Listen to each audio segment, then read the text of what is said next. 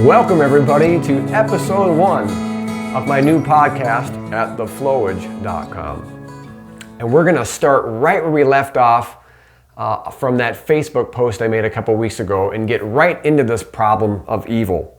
Now, if you remember from that post, I mentioned an interview that Neil deGrasse Tyson did on CBS Sunday Morning when he said that given all the crap in the universe like earthquakes, volcanoes, diseases, congenital birth defects, and so on, he finds the idea of an all-powerful, all-loving God to be, well, not possible, or at least really hard to believe in, because there's just no evidence that a good God exists, given all the crap that's in the world, right?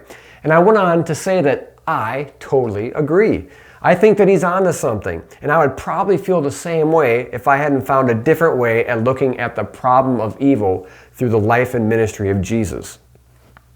For me, it was examining how Jesus actually responded and reacted to evil that convinced me that none of this evil that we find in the world is from God. I personally believe that God is a good God, and he's more loving than anything we could ever imagine and not responsible for evil.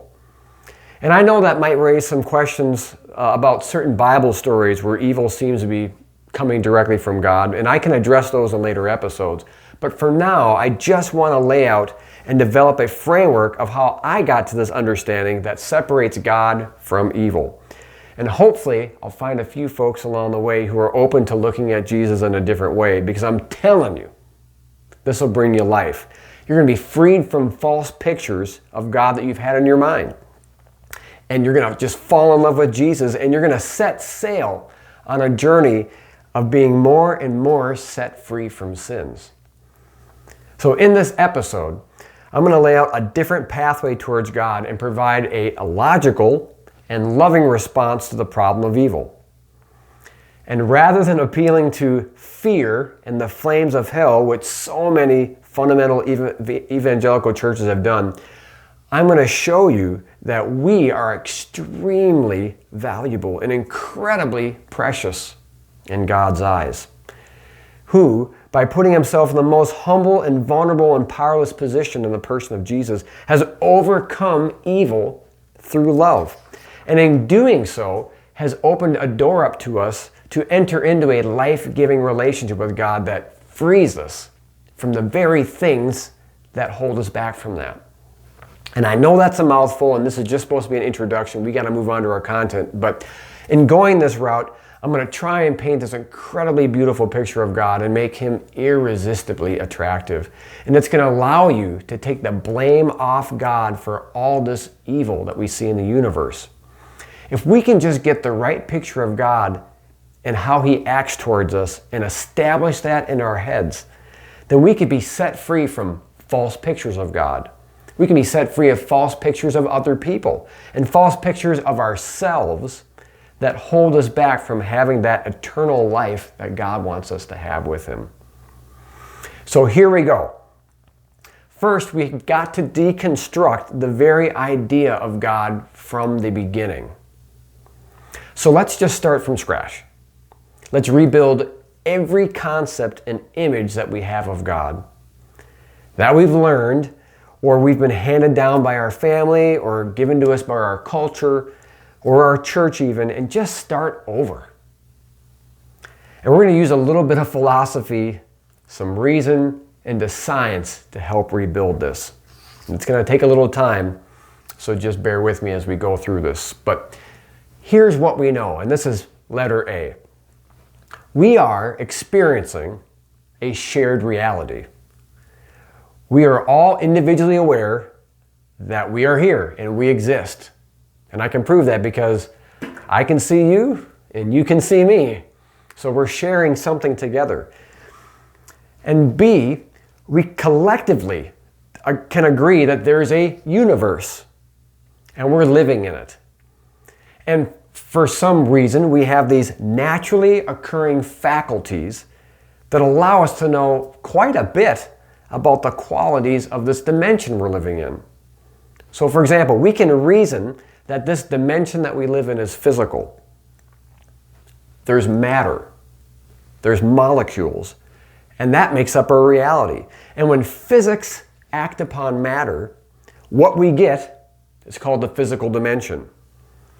And we have the sight, we have touch and taste and smell and hearing that allows us to interact with this reality, this physical dimension.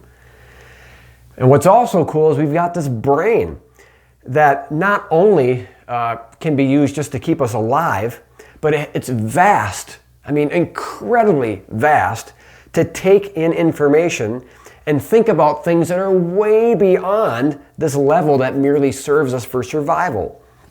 So for example, if you think about a cow, and I'm thinking about a free-range cow or some type of cow that's in a hobby farm. Let's not go the other direction. But when a cow wakes up and it goes out to the pasture, it just eats the grass. It doesn't sit there and think, I wonder how this grass got here.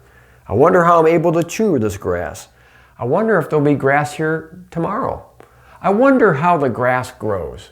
See, as far as we know, cows don't think that way. But the human brain, we have this ability to, if we had a human brain and a cow, then the cow could say to itself, I wonder how did this grass get here? I wonder what makes it green. And I'm worried maybe it's not going to be here tomorrow. Our brains can do this amazing things, and we can take in information and reflect back upon our world. This is an incredible ability. And as far as we know, that's what makes us different than animals. And in addition to this, we also have this mental capacity that allows for contemplation, right? How does something work? What makes it work? And probably the most important, why is something here? And we have this imagination that can go even further beyond observation. It can go beyond just stimulus and facts, and we can create abstract ideas and concepts and possibilities that can't even function inside this reality we live in. It's almost as though our brains can go beyond the confines of the physical dimension. This is weird. Like, I can dream that I can fly. I can't fly in real life, but my brain can come up with things that don't even fit in this dimension. I can dream that I can, which I love to do this one, that I'm walking underwater and I can breathe and I can check out the sea urchins and I can check out all the wildlife or sea life that's there. I can move my hand like this and my brain goes, how am I doing this? How is that information getting from my brain to my hand? I don't know, but it just does, and I can reflect back upon that. Humans, we're weird, but we're incredible creatures. And so I get to letter C here. Therefore, because of this mental capacity, humans have looked back and reflected upon our human condition, and we've considered the universe. And in doing so, we've asked, how did this physical dimension get here?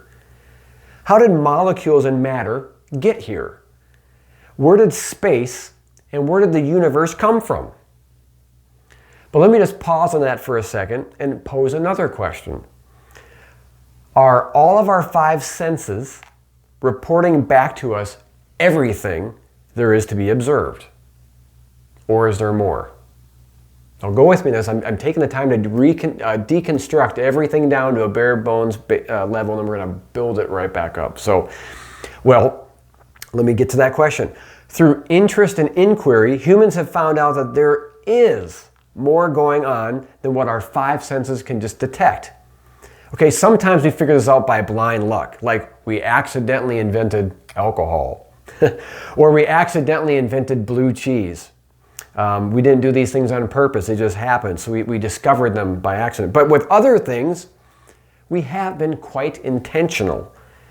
We've used discovery, we've used experiments, and we've invented things, and through that process we've discovered electricity. We've invented telescopes and learned there's way more out there. We've learned that there's so much out there that we just can't tell with our five senses.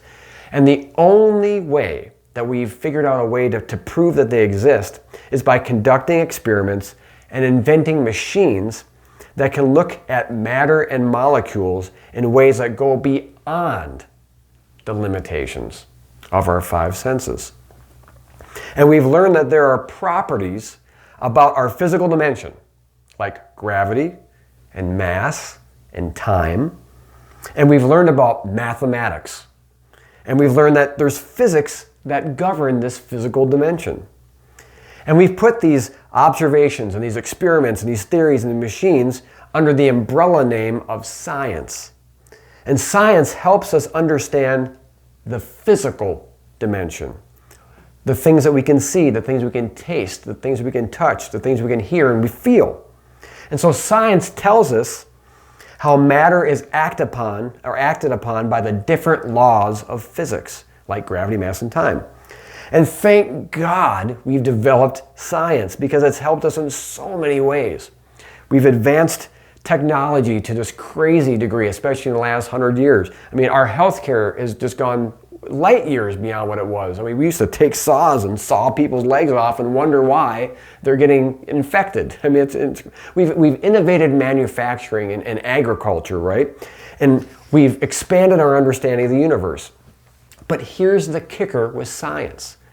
Despite all the good that science does, and it does a lot of good, all scientists admit that we don't know and never will know everything about the physical dimension.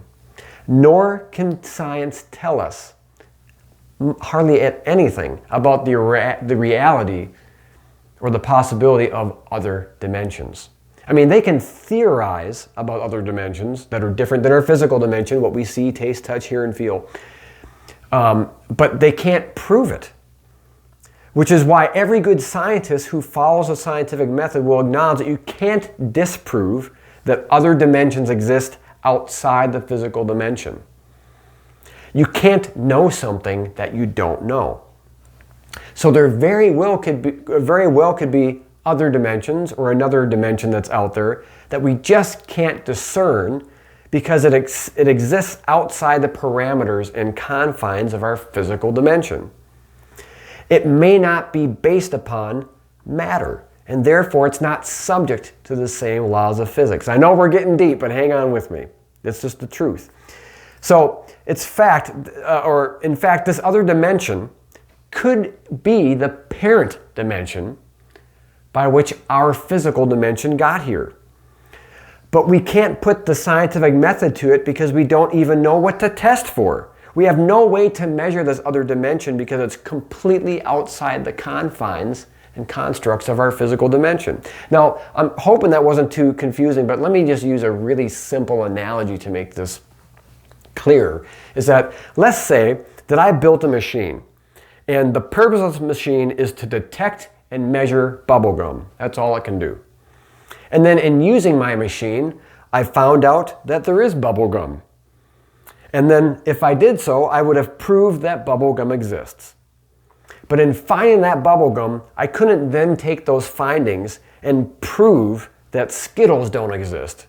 Because my machine can't measure Skittles. It doesn't have the capacity for that.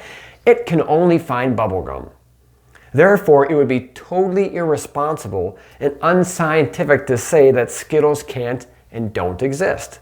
And that's exactly how science is. It can only find and prove material things of this physical dimension and nothing beyond that. If we want to find evidence for something more than the material and physical realm, then we've got to find a different machine or a different method of detection than what science currently offers. Or another option would be that we find evidence for another dimension from a different type of source. And then we have to put some level of trust in that evidence since we can't apply the scientific method to it. All right, now we're getting to letter D. You see, ancient people of the earth have always believed that there is more than just matters and molecules in the universe. They've always believed that there's a realm that exists that is often unseen and mostly intangible, what they would maybe call a spiritual dimension. That's what ancient humans believed. They didn't have the scientific method, but they had individual and shared experiences that for them, it confirmed their reasoning for the existence of this dimension. And most ancient people believed that there was some kind of a source behind the physical dimension. They would believe that the universe didn't just appear or that it just always existed, but that it intentionally came to be. That what we see has come into being by things that are not seen. Now, let's not just excuse this view just because ancient people didn't have science. We can't just say, well, those people didn't have science and therefore they made up fantasies and myths about the origin of the universe. And if they would have had science back then, they never would have believed in gods and goddesses.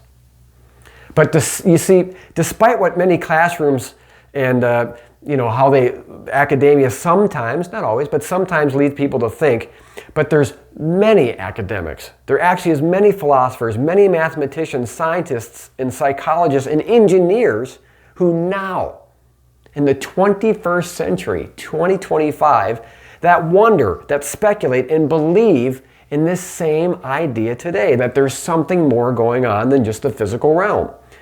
Many of these people aren't even Christians. And also consider the fact that Da Vinci, Galileo, they were theists. They believed that there was something else that exists. And they're some of the people that form the basic blocks of our scientific method. So I think it's perfectly logical and sound to just consider and respect the viewpoint that something larger outside our reality actually exists.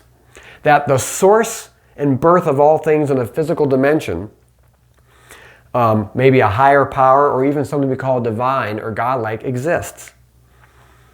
Now, I can make a few side notes here. One of them, I'll just mention just 3 things that I think are interesting to explore that scientists are still trying to figure out because it doesn't make sense. One is, how did consciousness arise? A lot of scientists are unsure about just how humans have the ability to rise above just basic thoughts and actually be able to reflect back upon ourselves. It's a very confusing thing. Consciousness is an enigma. It's a question mark for a lot of scientists. Another thing is the fine-tuning of the universe.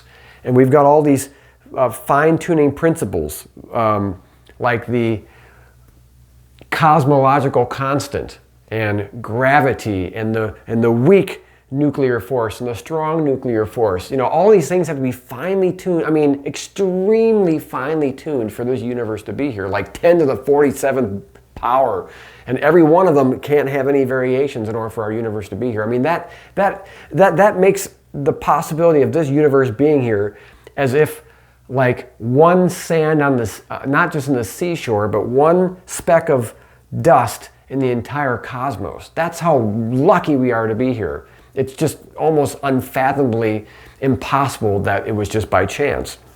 And a third one that's really interesting to think about is, how does new genetic information get programmed into our DNA genome? Those are all things you can explore, but I think they make some good arguments that there is possibly something more going on there, some type of an intelligent design that's behind our reality.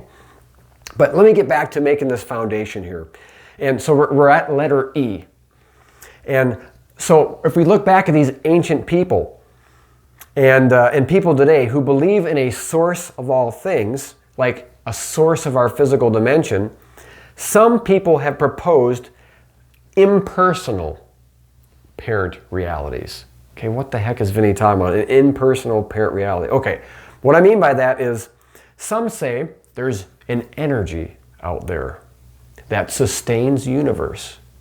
Or some say, like I've heard people talk at the bar when I'm playing gigs, oh yeah, there's just this love that's in the universe, and we're just going to throw our wishes out into the universe and hope that something comes true. And some people, we're just being whimsical. But I mean, that would be an idea of it's a force in the universe, maybe the source of things that puts everything together, but you can't really know it. It's not a person, you can't have a relationship with that. It's just kind of out there. Notice these concepts, like I said, they're not personal, but they're more like a force. Buddhism is another one of these realities that's impersonal. So, because Buddhism doesn't have a godlike creative figure per se, but the extra-dimensional reality in Buddhism, which they have, that claims that there's a higher level of consciousness or awareness that a person strives to enter into so that you can escape a cycle of rebirths. But you see, even though that doesn't have like a personal God per se, even in that belief, there's something more than just living and dying and that's it. I mean, your consciousness remains after your physical death. And that Buddhism would say that there's other realities beyond the physical realm. But the majority of people on the earth developed this idea that the universe has supernatural beings, as in like beings that exist beyond the natural world. And these ancient cultures who first came up with these ideas, they were not monotheists. Rather, they believed in the existence of many spiritual beings, not just one.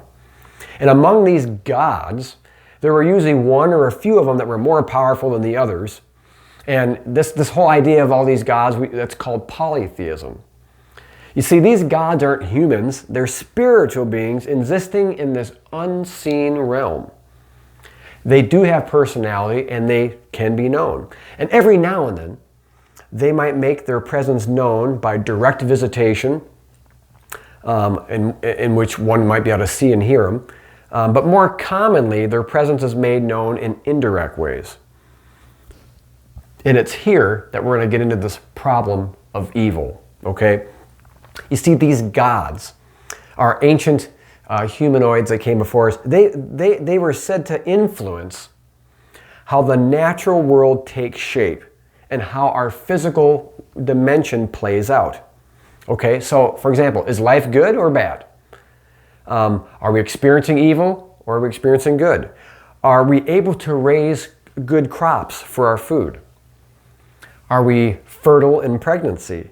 Are we having victory over our foreign invaders? I mean, these are the biggest problems ancient people faced. So the question is if yet, or the response would be, if we are experiencing goodness, then these ancient human civilizations believed that the gods must be looking down upon them with favor. And they've indirectly intervened with the physical realm. But on the other side, if we're experiencing evil, like your crops are failing, your wombs are barren, you're losing your battles with the enemies, your people are dying, then the gods must be unhappy with you and your people. So they developed religion, which is things to do to try and get back in God's graces. And so a lot of time is spent on like, how do we get the gods not angry? Or why are they not listening? And so maybe we need to do something to get back into their favor. For example, we need to offer the right prayer or the correct ceremony or ritual. Or maybe we need to offer a vegetable or an animal sacrifice. And yeah, the ancient Near East, in these ancient cultures, they sometimes would offer human sacrifices. So that could be one solution to the problem of evil, but sometimes it may not even be our own actions and behaviors that are causing evil on earth. Maybe the gods are just fighting amongst each other, and that's what's causing an earthquake or a great disaster.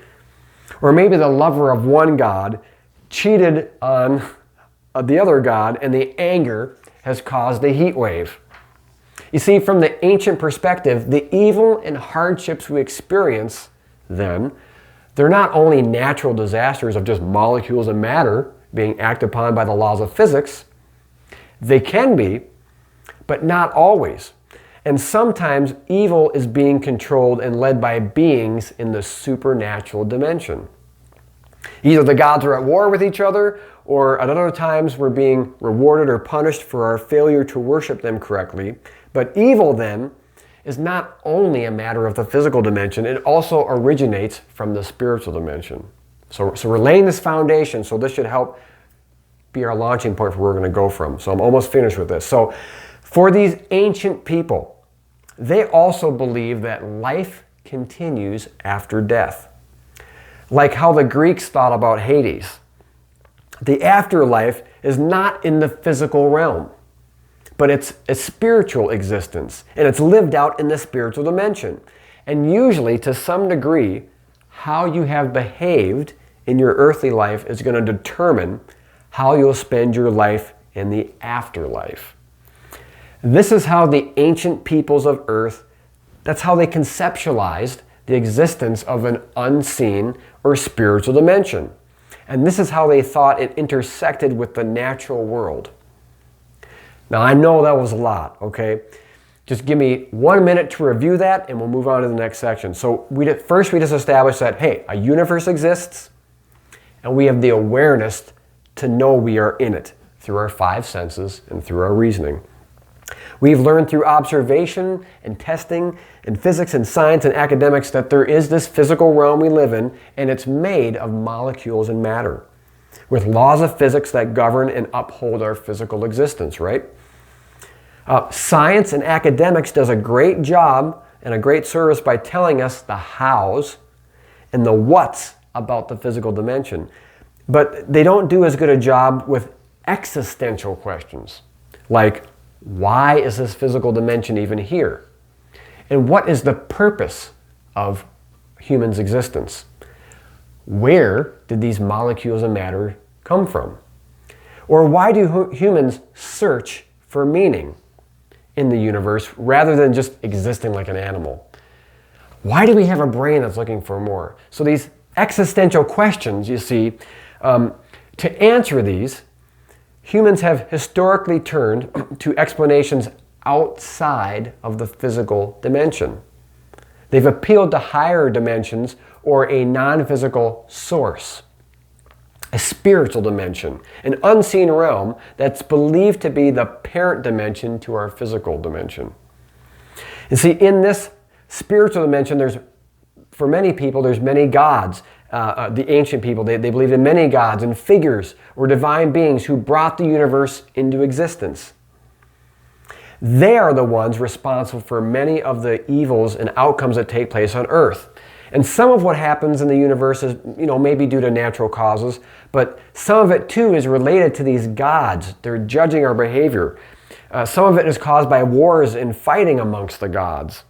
But either way, humans have long turned to explaining what happens in the universe, and we still do today, that there's something more going on than just molecules and matter.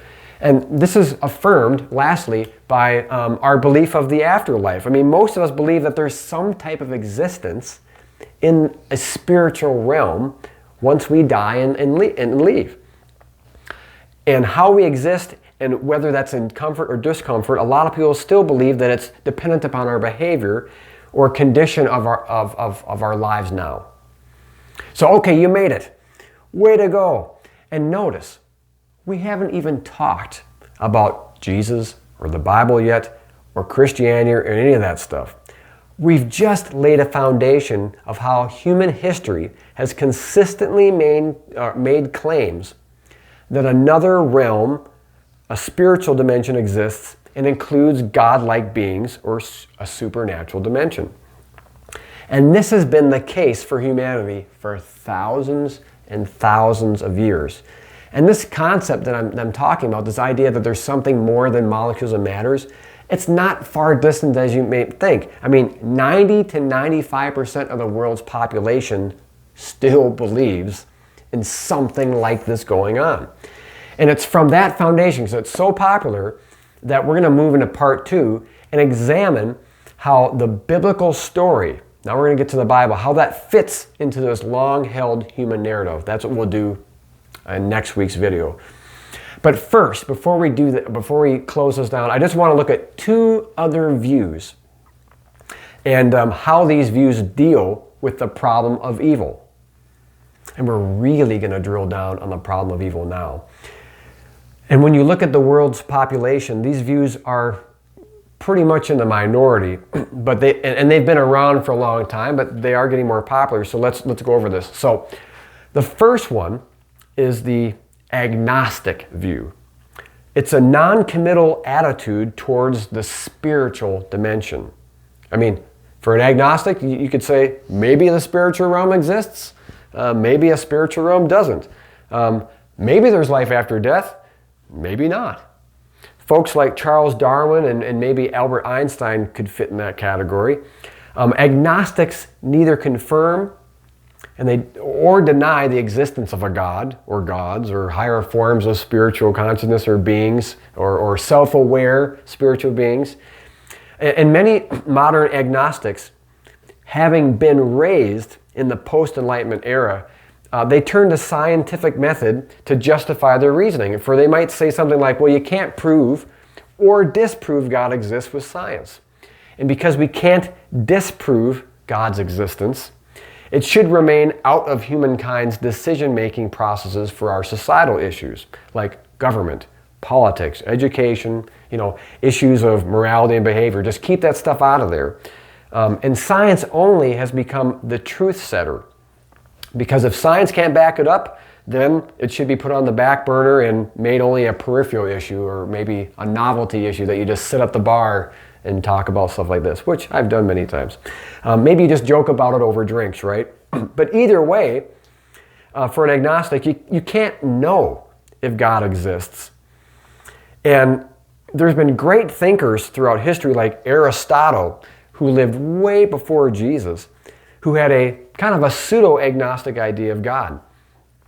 Aristotle introduced this idea of an immovable mover, an impersonal force, or God, that is the cause behind the universe and everything that moves within it. But for Aristotle's immovable mover, this wouldn't be a personal or knowable God that a person could, experience. Modern, but most modern agnostics, when it comes to the problem of evil, they're really good about just saying, well, it's purely scientific. I mean, it's just molecules and matters, and that's the reason why we have evil. But they at least allow a little crack in the door that there might be something more out there, even though it's unknowable and intangible. The other view is atheism, which is a rejection of any notion of God or gods or even a spiritual dimension. You see, for many atheists, the universe is only molecules, matter, and physics. And evil is just a byproduct of those elements. There's no personal gods. In fact, putting personality to gods is just anthropomorphizing human characteristics on the universe. See, evil sucks. That's just life. Evil is just a part of the nature of the universe that we live in. There's no spiritual beings behind it for the atheist. A person is just lucky if you get a good life. And at the same time, the universe is just unfair and cold-bloodedly indiscriminate. There's not much you can do about it. I mean, you can try to fight against whatever seems to be evil, but sometimes physics just has its way. And we are often powerless to do anything about it. So just enjoy life as you can, help others, be loving, be compassionate, and fight for what's good, because evil sucks and there's not much we can do about it. And this is the position I would be inclined to take as well. I'm very sympathetic to this position. I love atheists because this view gives a perfectly logical explanation to why bad stuff happens to good people.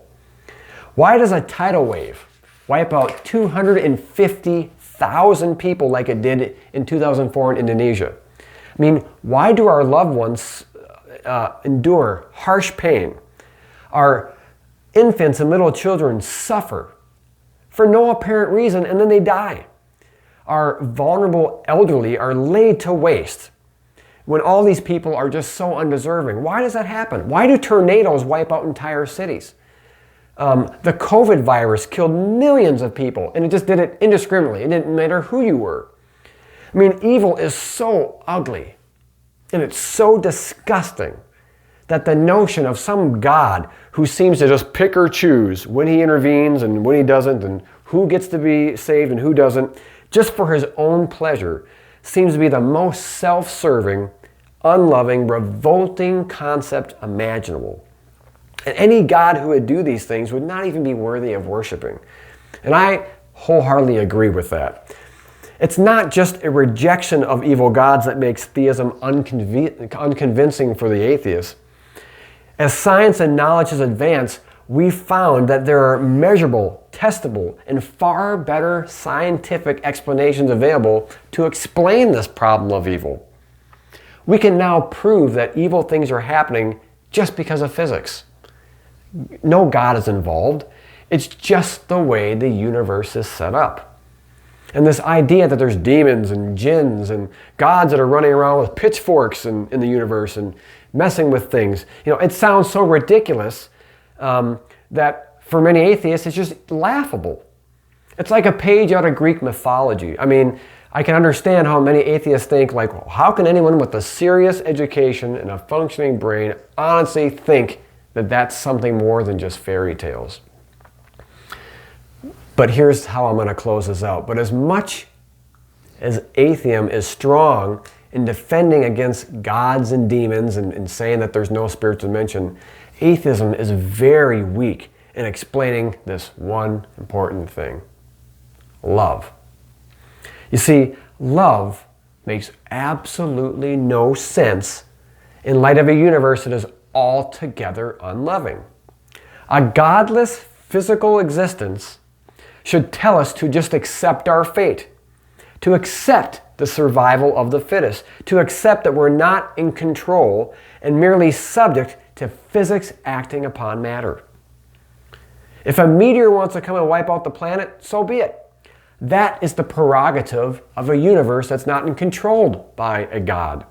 If COVID wants to kill over 7 million people, so be it. That's what the universe does because love is not controlling or deciding what happens. The universe just does what it does according to physics and mathematics, completely independent of love. Yet, this love somehow developed and evolved in humanity. And what's strange about that, it evolved in a universe that apparently is not supposed to have any type of love. Or I should say, it evolved in a universe that is unloving. Why would an unloving universe evolve love? It doesn't make any sense. See, everything in the universe says, you don't matter. And life is meaningless. Yet everything in our being cries out that we do matter and that there should be meaning. And this is a fact. The universe, as I just explained with some of these natural disasters, it doesn't care who lives or dies. And as our brain evolved, shouldn't have evolution have just naturally come around to this universal truth? But it hasn't. And instead of just accepting life and moving on like an animal does, we have evolved to believe in the completely unscientific idea of love. Love means that we see value, worth, and meaning, both in ourselves and in others. Love tells us not to accept evil. Love tells us there's something wrong with evil. Love compels us to resist evil, to fight against it, to push back with everything we have, and to prevent it and avoid it at all costs. And despite how science says evil should be totally natural, that's what science tells us, we don't naturally embrace evil. Instead, we have compassion for those who experience it, and we try to help restore those who have fallen victim to it. Simply put, in a universe full of evil, where black holes swallow up galaxies, meteors indiscriminately wipe out life on planets, and natural disasters and diseases and other acts of evil hurt and destroy the ones we love. And this happens every day. Love should not exist. Love is not rational. Love serves no purpose in the context of this natural universe we live in. So to be wholly scientific and atheist, we should just accept our fate and not be emotionally attached to anyone, because evil is just the way the universe is. But this isn't how we live our lives, is it? Including atheists. Not only do we embrace love, love is often the driving force behind our actions and gives us the will to live. Love is what makes us human. Love is such a great intrinsic force that we would rather give our own lives for the benefit of others. And that kind of love, this others-oriented, the self-sacrificial love, is totally contrary to a universe whose physics and laws are completely ungoverned by love. And so what this means is that either our sense of love is totally wrong and illogical and we're just nuts, or maybe it's some kind of evolutionary mistake or an evolutionary holdover that helped keep the species going, or our sense of love is correct. Now, if the latter is true, then we ought to look for other ways to understand and interpret this problem of evil, and perhaps look for explanations that are beyond just molecules and matter and physics. And I want to invite atheists, agnostics, and everybody else along with me, and anyone else, that wants to explore this concept of love and figure out, what is this whole universe supposed to be about? Where did this love come from? And how does the life and ministry of Jesus display love and give us hope that all the evil in the universe is something we can actually overcome? So I know that was a lot to take in, and if that seemed a little dark, then just wait, because the light is about to shine. So we're ending here for today, and for part 2, we're finally going to open up the story of the Bible and see how that narrative fits into what I just laid out concerning this physical and spiritual dimensions and the problem of evil. But before I go, I'm going to leave you with this one little passage from the Bible. You see, the people of the Bible found themselves in the same position that we often do. They're surrounded by death and evil and disease and wars. They're experiencing the futility of working the land just to keep your head above water. I mean, hopelessness, loneliness, and everything else that life and evil brings. But there's one prophet of the Bible who encouraged people with these words. For the ancient Israelites, they could only see one hope of the future. And this promise of hope has become my one hope of evil being destroyed and love ruling in the universe. And this is it. The people who walked in darkness have seen a great light. Those who dwelt in a land of deep darkness, on them the light has shone. For to us a child is born. To us a son is given. The government's going to be upon his shoulder. We could even say the universe. And his name should be called Wonderful, Counselor, Mighty God, Everlasting Father, the Prince of Peace. Of the increase of his government and of peace there will be no end. And on the throne of David and over his kingdom, to establish it and uphold it with justice and with righteousness from this forth and forevermore. Thanks for sticking around. We'll see you for part 2 on the problem of evil next time.